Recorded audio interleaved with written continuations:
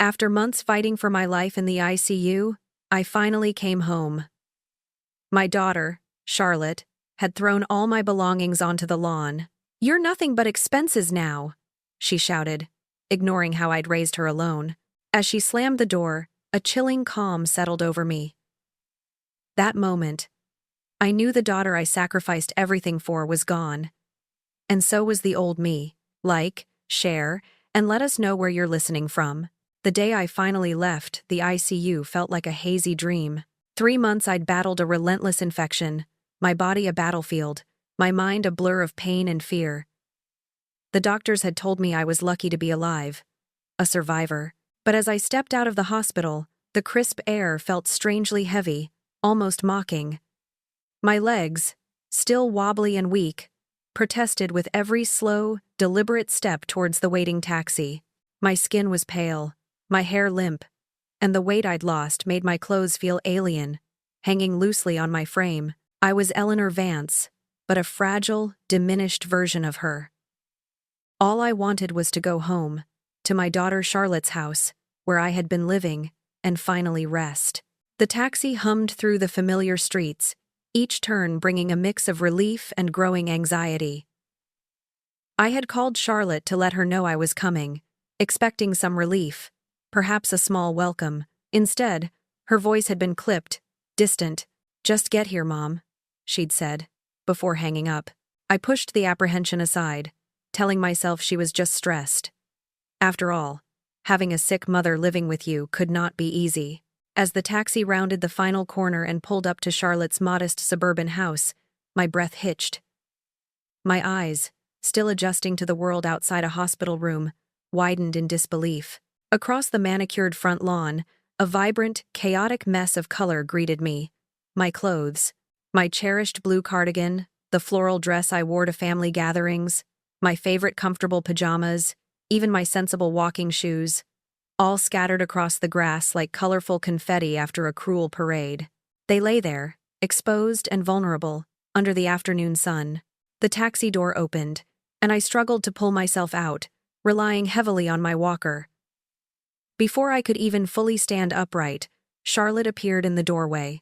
Her usual expression of perpetual irritation, the one she often wore when I asked for a favor or simply talked too long, was there.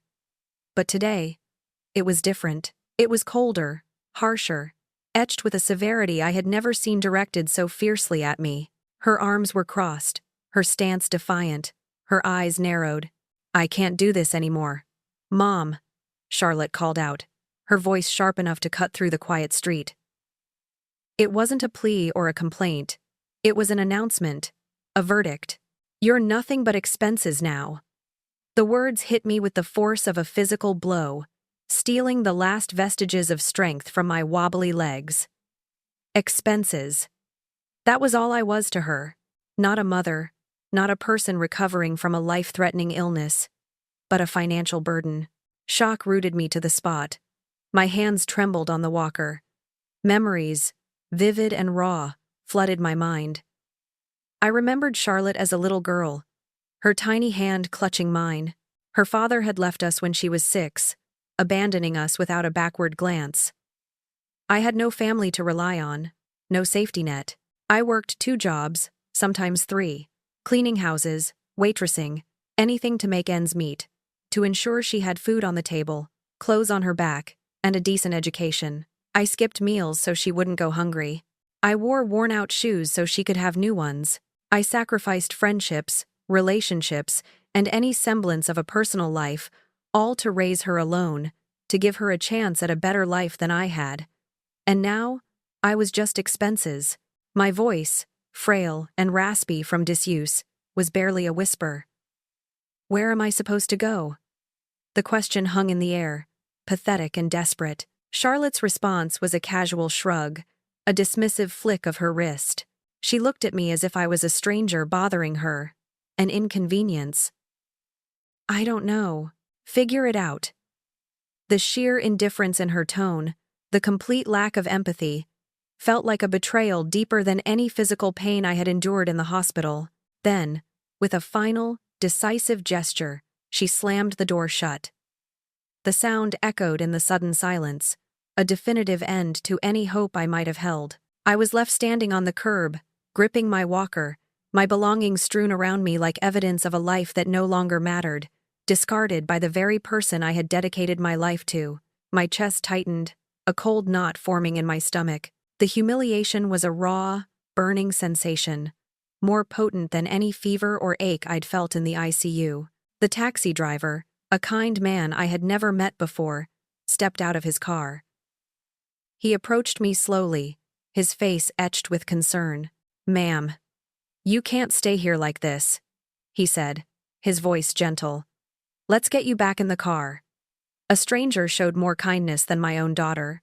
He knelt down, carefully gathering my blue cardigan, then my floral dress, folding them with a tenderness Charlotte hadn't offered in years. As he helped me, a profound and chilling shift occurred within me. The pain was still there, a dull throb in my heart, but something else had awakened. It was a deep, cold recognition that the sweet, loving daughter I had sacrificed everything for, the one I had poured every ounce of my being into, didn't exist anymore. She was gone, replaced by this cold, calculating stranger who saw me only as a burden. Settling back into the taxi, the soft hum of the engine a stark contrast to the thumping in my chest, a newfound clarity began to emerge through the haze of my pain. The betrayal was absolute, undeniable, and with that clarity came a quiet, resolute resolve. I didn't know where I was going, or what I would do, but one thing was certain. This wasn't the end of Eleanor Vance. This was just the beginning of someone new, someone who would not be dismissed, someone who would not be forgotten. The taxi moved forward, taking me away from Charlotte's house, away from the scattered clothes and the slammed door. My body was still weak, my mind reeling, but a deep, cold recognition had settled within me. As the streetlights blurred past the window, my mind wandered back, beyond the shocking moment on the lawn, to the 3 long, lonely months I had just spent in the ICU. It was a sterile, impersonal world, filled with beeping machines and the hushed urgency of medical staff.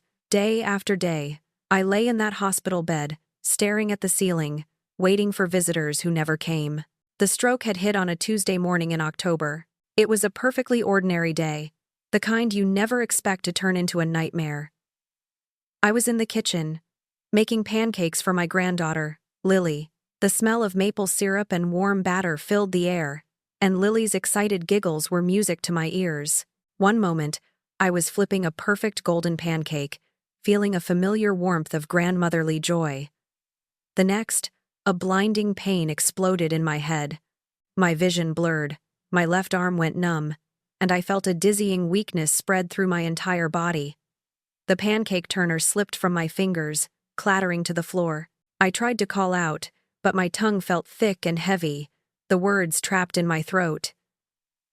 My legs buckled, and I collapsed onto the cold kitchen tiles, the world tilting violently around me. Lily's giggles turned into startled whimpers, then cries. Charlotte found me about 20 minutes later. The initial shock on her face quickly faded, replaced not by worry, but by a distinct expression of annoyance. "Mom, what are you doing on the floor?" she asked, her voice sharp, as if I had deliberately chosen that moment to disrupt her morning routine. Lily was still crying, clutching at her mother's leg. Charlotte's first concern seemed to be the mess, the interruption, not the sight of her mother struggling for breath, partially paralyzed on the kitchen floor. It was a chilling preview of what was to come, a moment when I started to feel like a burden even before the ambulance arrived. The siren wailed as we sped through the city streets. In the ambulance, surrounded by the efficient, concerned faces of the paramedics, I clung to one thought. Charlotte would be there. She would be by my bedside, holding my hand, her presence a comforting anchor in the storm of my illness. I imagined her bringing me small treats, reading to me, just being there. I was wrong. The days in the ICU bled into weeks. The nurses, kind and professional, would often ask, "Has your daughter been by, Eleanor?" Or, "Any family coming to visit today?" Each time, I'd offer a strained smile and an excuse, a lie I repeated so often it started to feel like the truth. "She's probably just busy. She has 3 children, you know. And Marcus, her husband, he works long hours. I tried to make it sound believable, even to myself, painting a picture of a devoted daughter overwhelmed by her responsibilities, not one who simply didn't care. The reality was a silent, crushing weight. The other patients had flowers, cards, and most importantly, visitors. I had only the sterile walls and the quiet hum of machines. Dr. Evans, my neurologist, was a kind woman with gentle eyes. She was thorough, explaining my progress, my recovery, and the long road ahead. In the beginning, she would ask about my family, about my support system, but as the weeks stretched into a month, then 2, then 3, I noticed a subtle change. She stopped mentioning family support. Her questions became more direct about my personal feelings, my coping mechanisms.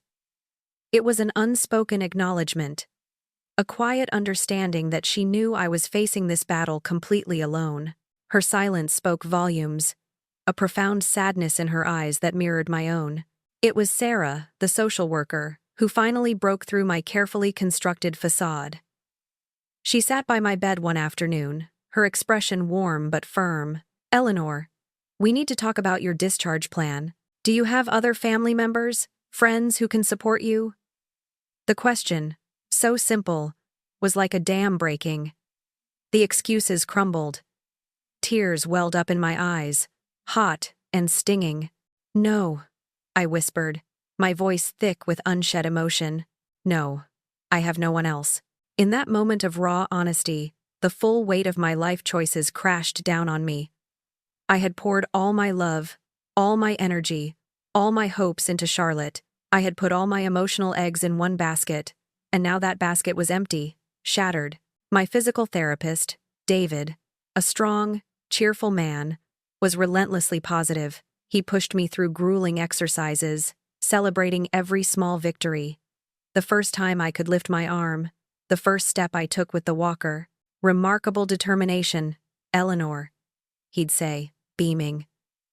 Most people wouldn't push themselves so hard. I would nod, offer a weak smile, but inside, a bitter irony churned. He praised my determination, unaware that my family wasn't proud, because they weren't there to witness it. They weren't there to see me fight for every inch of movement, every flicker of strength. My victories were celebrated by strangers, not by the daughter I had given everything for. During those long, solitary hours in the hospital, my mind, cleared by the trauma and the absence of distractions, began to piece things together. I started to see Charlotte and Marcus's motives with a chilling clarity. Marcus, with his smooth talk and charming smiles, had convinced me to sell my apartment a year ago, saying it would be so much easier to live with them, to be together as a family. He'd painted a picture of comfort, companionship, and mutual support. But now, lying there, abandoned, I understood. It wasn't about helping me. It was about free childcare for Lily and her siblings, someone to cook and clean, an extra source of income from the rent I paid them. I was a utility, not a loved one.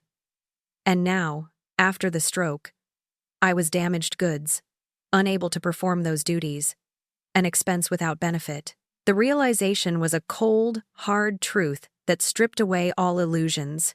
On my last night in the hospital, the nurses had packed my sparse belongings. I knew I was going back to Charlotte's house, a place that no longer felt like home even before I saw my clothes on the lawn. But during those lonely months of recovery, something profound had taken root in me. I'd spent 67 years putting everyone else first, my parents, my ex-husband, and especially Charlotte. I had lived my life as a caretaker, a supporter, always prioritizing the needs and desires of others over my own. And where had it gotten me? Abandoned, alone, and discarded. The thought was a quiet, burning ember of a new resolve. The taxi dropped me off at a temporary shelter for the night, a place of last resort for someone like me. Lying on a cot, the sounds of strangers around me, my mind replayed Charlotte's cruel words, "You're nothing but expenses now." It was a stark, brutal assessment that forced me to reflect on a lifetime spent believing that sacrifice meant love. My journey into this belief began when Charlotte was just 6 years old. Her father, a man I had loved and trusted, simply walked out one morning, leaving a note and nothing else. Just like that, he vanished, leaving me with a small child and a mortgage. I was 28, a single mother with no college degree, facing the daunting reality of providing for my daughter alone. I remember standing in the living room of our small house, clutching Charlotte's hand, looking into her innocent, trusting eyes. I made a solemn promise. To her and to myself, I would keep our family together, no matter what. I would do anything to protect her, to give her the life she deserved. A life free from the struggles her father had left behind. My first job was cleaning offices at night. From 7 p.m. to 3 a.m., I scrubbed floors, emptied trash cans, and polished desks in quiet, empty buildings.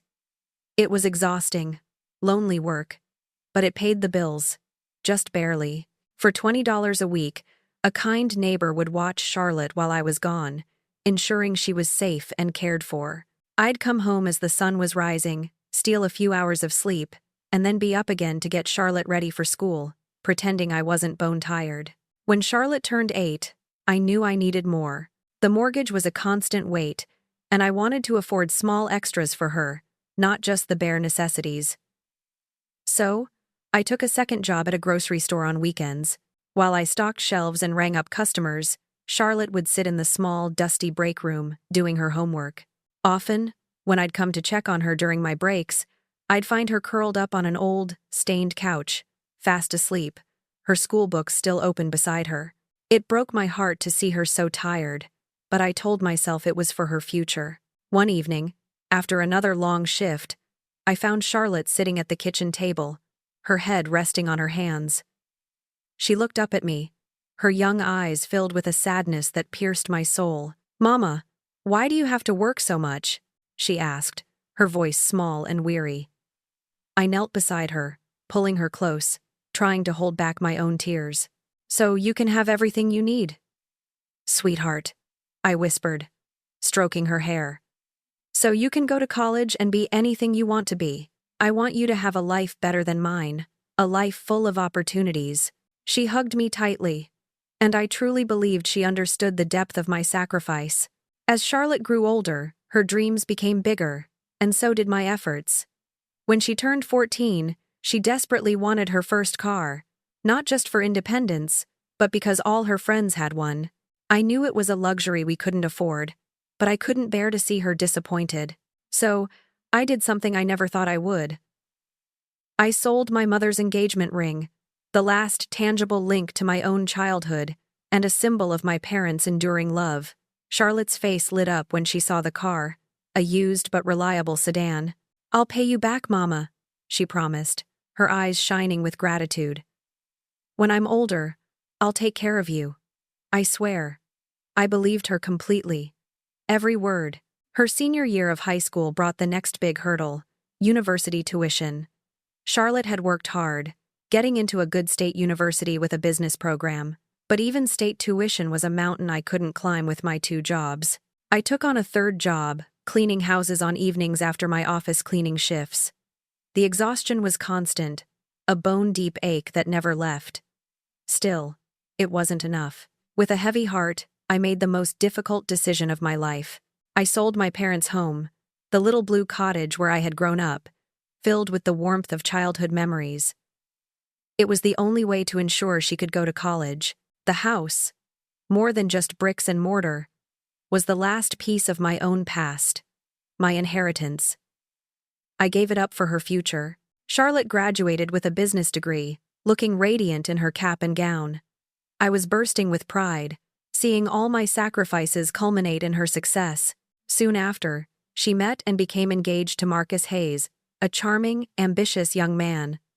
Their wedding was lavish, a beautiful affair that Charlotte had always dreamed of. To pay for it, I dipped into the last of my meager savings and took out a loan, one I would spend the next 5 years paying off. But seeing her so happy, so radiant, I told myself it was all worth it. My purpose was to ensure her happiness, to give her everything I never had. The grandchildren arrived quickly. First Lily, then Noah, and finally Chloe. Each one a precious bundle of joy that filled the house with laughter and chaos. Naturally, I stepped in to help. Charlotte, overwhelmed by the demands of 3 young children and a career, needed me. "Just until I get back on my feet, Mom," she'd say, her voice tired.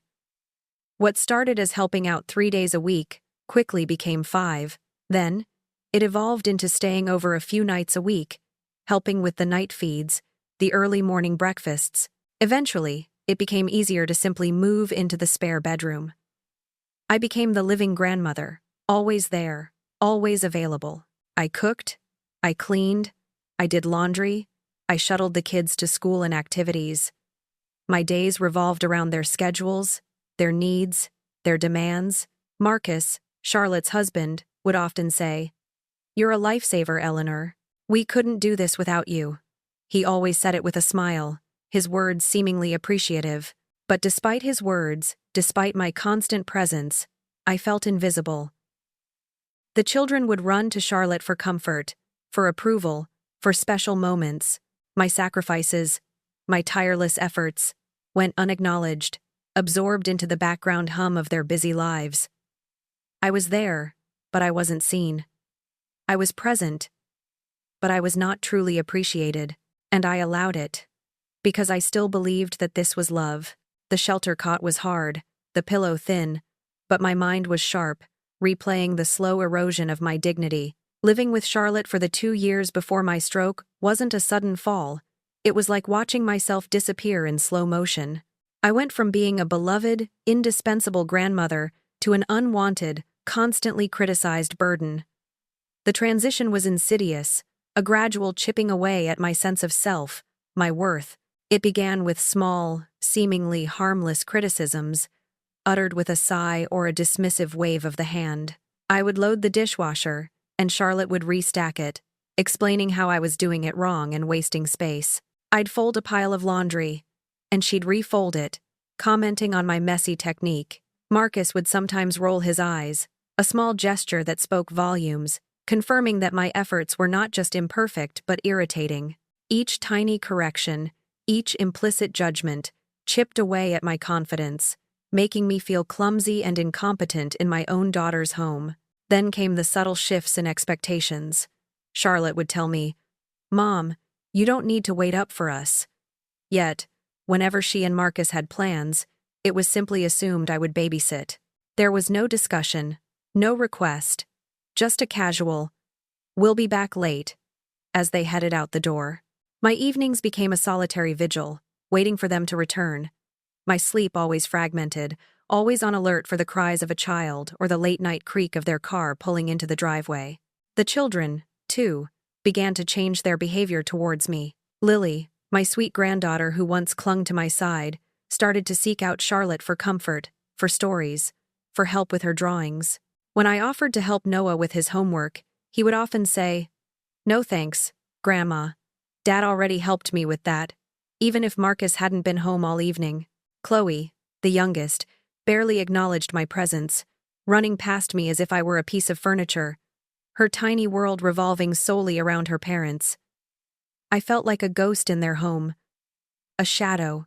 When I tried to express my feelings to Charlotte, to explain the ache in my heart, she dismissed it with a patronizing tone. "Mom, they're just getting older," she'd say, without even looking up from her phone. "It's normal for kids to gravitate towards their parents as they grow. Don't take it personally." But it was personal. It was deeply, painfully personal. I felt like I was being erased from their lives. A lifetime of love and care slowly being bleached away until I was nothing but a faint outline. The worst, the most painful moments, were when I would overhear them at night. Sometimes, I'd be getting a glass of water, or returning from the bathroom, and their hushed voices would carry from their bedroom. "She's getting slower, Charlotte," Marcus would say, his voice laced with impatience. "And did you see the kitchen? It's like she doesn't even try anymore." Or, Charlotte would complain, "She forgot to pack Noah's lunch again," though I distinctly remembered packing it, meticulously placing it in his backpack before I went to bed. Each whispered comment, each unfair criticism, felt like a stab to my heart. It was a constant reminder that my presence was not a comfort but a burden, a source of endless complaint. The criticisms escalated, encompassing every aspect of my life and contributions. I was too lenient with the children one day, then too strict the next. I cooked dinner too early, or used the wrong ingredients. I cleaned incorrectly, leaving streaks or missing spots. I watched too much television, or not enough. Nothing I did was right anymore. It was a no-win situation, a constant bombardment of negativity that chipped away at my self-worth, until I questioned my every action. Then, Charlotte started planting seeds of doubt about my stay. "Mom, maybe you should start thinking about getting your own place again," she'd suggest casually, usually after an argument or a particularly exhausting day. "We don't really need as much help as we used to, you know. The kids are older now." The words were like a whiplash. One minute I was indispensable, the next, I was disposable. Yet, when I actually started looking for apartments, browsing online listings, and making calls, sudden reasons would emerge for me to stay. "But Lily has her school play next month. Mom, we really need you to help with costumes," Charlotte would say. Or, "Noah has a big science project coming up, and Marcus and I are swamped." Sometimes it was Chloe, suddenly going through a difficult phase that only Grandma could handle. It was a cruel dance, a manipulation that kept me tethered to their lives while subtly pushing me away. Charlotte also subtly discouraged any attempts I made to maintain friendships or visit my sister, Carol. "You don't want to burden Carol with your problems, Mom," she'd say. Or, "Your friends have their own lives." She created an isolation around me, weaving a web of dependence and guilt. I was trapped, essential and unwanted, needed but resented. My entire existence revolved around them, yet I was made to feel like an intruder. The morning of my stroke, the final straw came with another one of Charlotte's sharp words about the laundry, a small oversight on my part. I remember her sighing dramatically, making me feel like a complete failure. Moments later, as I was making pancakes for Lily, the pain hit. My first conscious thought, even as I collapsed onto the kitchen floor, was not about my own pain or fear, but about the pancakes burning and inconveniencing Charlotte. It was a testament to how deeply ingrained the need to please, to not be a burden, had become. As the EMTs loaded me onto the stretcher, surrounded by the flashing lights and urgent voices, I saw Charlotte's face. The annoyance in her eyes, that familiar look of irritation, was undeniable. It told me everything I needed to know about the next 3 months. About the emptiness of my hospital room. About the visits that would never come. It was the face of a daughter who saw me as nothing more than an inconvenient problem. The story isn't over yet, and it's about to get even darker. Don't miss what happens next. Please like, share, and subscribe to hear the rest of my journey. And let me know in the comments where you are watching from. The taxi dropped me off at a small, rather run-down motel on the outskirts of town. I stood there, utterly alone, with nothing but my walker and a large black garbage bag filled with my damp clothes, retrieved from Charlotte's lawn. The air was cold, but a deeper chill settled in my bones as I started to fully process Charlotte's actions, her complete erasure of me. It was one thing to be abandoned, another to be discarded so callously. Once inside the cramped motel room, I managed to get settled. My first instinct was to check my bank account. I needed to know how much money I had left, a desperate attempt to find a foothold in this new, terrifying reality. I fumbled with my phone, logged into my banking app, and stared at the screen in disbelief. Instead of the nearly $8,000 I expected to see, a paltry $412 stared back at me. My heart hammered against my ribs. It had to be a mistake. The next morning, I made my way to the bank, my walker slow and unsteady. A friendly bank representative, a young woman named Sarah, sat down with me. I explained the situation, my voice trembling with a mixture of fear and growing anger. She checked my account details, her brows furrowing. "Miss Vance," she began, her tone cautious. "It appears there have been several large withdrawals from your account over the past 3 months. All of them were authorized by your daughter, Charlotte. She's listed as your power of attorney." My jaw dropped. "Power of attorney?" I insisted, my voice rising. "I never signed a power of attorney. I was in the ICU, unconscious for most of that time." Sarah typed something into her computer, then looked back at me, her face grave. The document was notarized, Miss Vance. The effective date is October 15th, approximately a week after you were hospitalized. The words were like a heavy blow. Not only had Charlotte abandoned me in the hospital, not only had she thrown me out of her house, but she had also stolen from me, somehow gaining legal control of my finances while I was fighting for my life. The realization was crushing. A betrayal so deep it felt like a physical wound. As I sat there, trying to absorb this new layer of deceit, a distant memory surfaced, a faint echo of my father's voice. He was a practical man, a man of simple wisdom. Eleanor, he'd often say, never put all your eggs in one basket. And another one, never let anyone know exactly how much you have. Always keep a little something tucked away for yourself, just in case. At the time, I'd thought of it as a quaint, old-fashioned notion, but now, a glimmer of hope sparked in my chest. My father, bless his cautious soul, had helped me open a separate savings account years ago at a different bank, one I rarely touched, one Charlotte didn't know about. He had insisted on it, saying it was just for emergencies. With a renewed sense of purpose, I left the First Bank and, after a difficult walk, made my way to First National Bank. I remembered the account number, a series of digits etched into my memory from a forgotten era. I approached the counter, my heart pounding with a mixture of dread and desperate hope. A few minutes later, the branch manager, Brenda, a woman with a kind but serious demeanor, invited me into her office. I explained my situation, my voice surprisingly steady as I recounted Charlotte's actions and the fraudulent power of attorney. When she pulled up the account, my breath caught in my throat. There it was, nearly $200,000, untouched, safe. A lifeline. Brenda listened intently, her face growing grimmer with each detail. Miss Vance, she said, her voice firm, what your daughter has done, especially regarding that power of attorney and the withdrawals, constitutes financial elder abuse. This is serious. She then handed me a business card. I highly recommend you speak with Sandra Miller. She's an excellent attorney specializing in elder law. Tell her I sent you. The next day, I found myself in Sandra Miller's elegant, quiet office. She was a no-nonsense woman, with sharp, intelligent eyes. I recounted my entire story, from Charlotte's abandonment in the hospital to the scattered clothes on the lawn, and finally, the shocking discovery of the stolen money and the fraudulent power of attorney. Sandra listened without interruption, her expression unreadable. When I finished, she nodded slowly. Eleanor, she said, her voice calm and authoritative. We have very strong grounds to invalidate that power of attorney. Given your medical condition at the time it was allegedly signed, it's clearly fraudulent.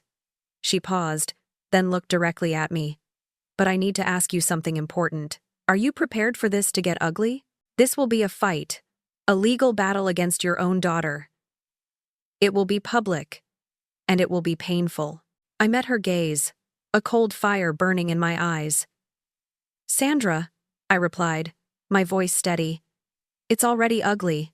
It can't get any uglier than what she's already done to me. Sandra nodded again, a flicker of something that looked like respect in her eyes. Good, she said. Because we have a lot to uncover. She began digging immediately. A few days later, she called me back into her office, her voice tight with suppressed anger.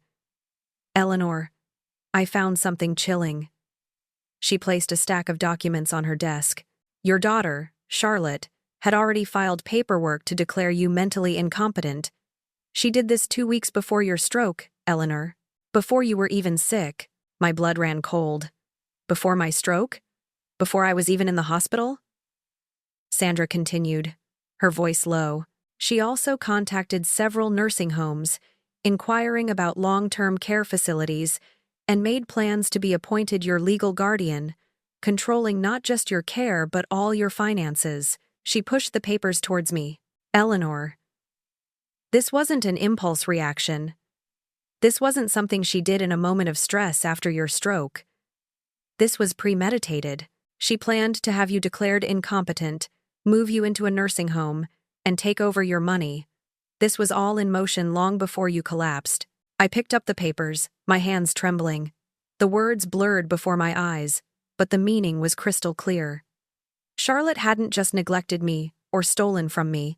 She had actively, coldly, and deliberately worked to destroy me, to strip me of my independence, my sanity, and my worth, all for her own financial gain. Holding those papers, the last vestiges of motherly love, the last shred of hope for reconciliation, died an agonizing death within me. My daughter had not just disappointed me, she had actively plotted against me. 6 weeks. 6 weeks since that awful day on Charlotte's lawn. 6 weeks since I found myself discarded. Now, I stood on the small wooden deck of my new home, a charming little beach cottage, the salty air cool against my skin.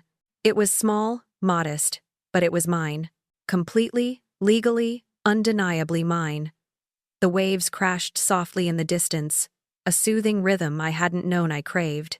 The legal battle, orchestrated by Sandra Miller, had been swift and decisive. Charlotte's attempt at power of attorney was easily invalidated by the abundance of evidence that I was medically incapacitated at the time of its alleged signing.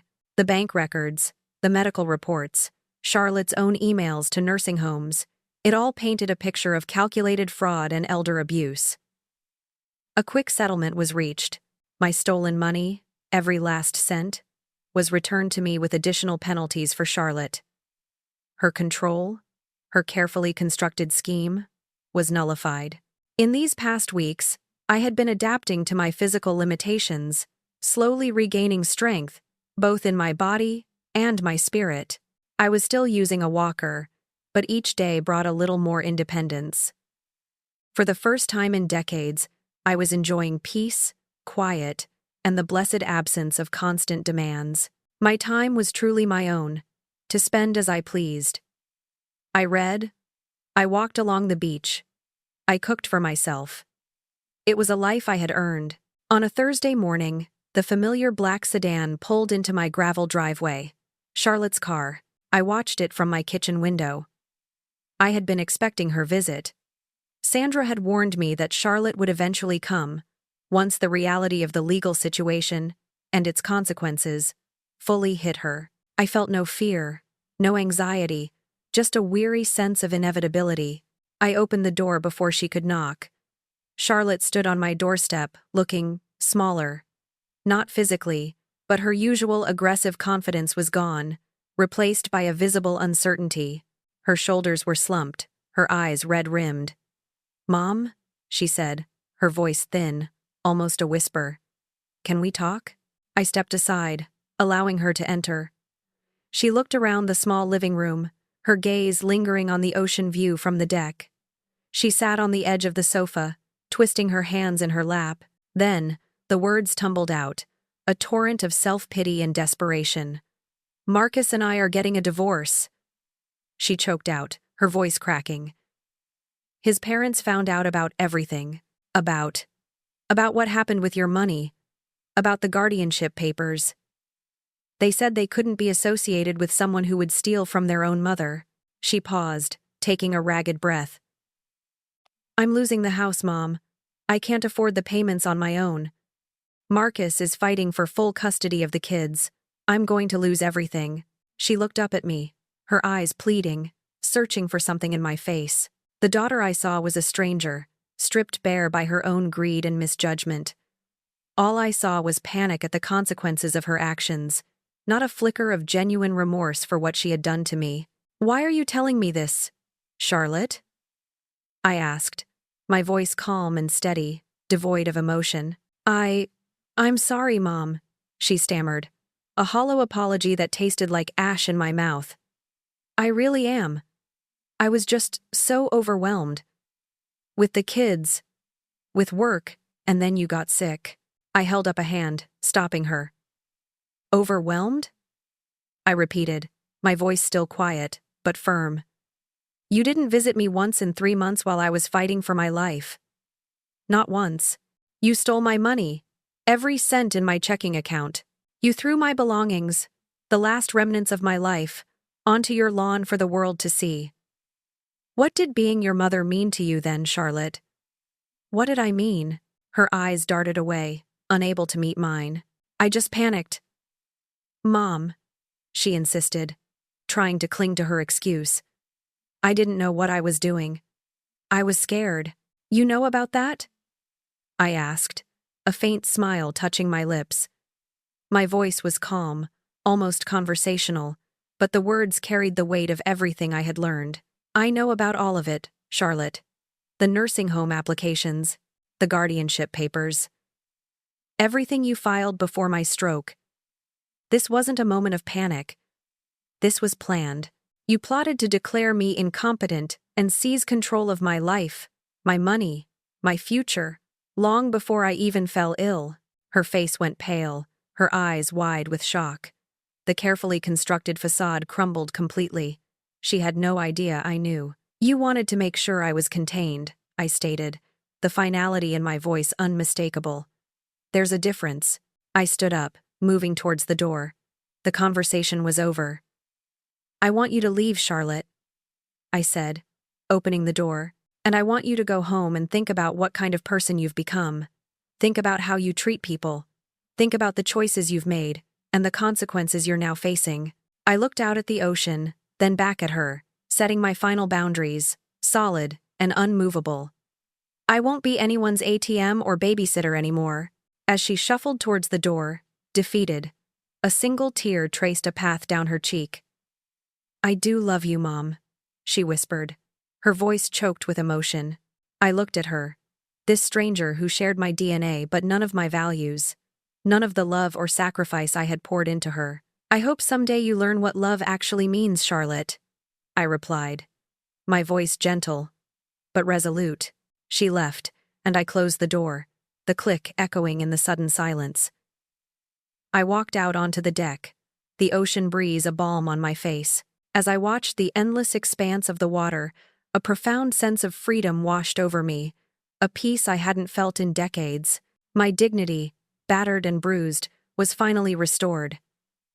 This was a life I had chosen, a life I had earned, a life that was finally, completely, truly mine.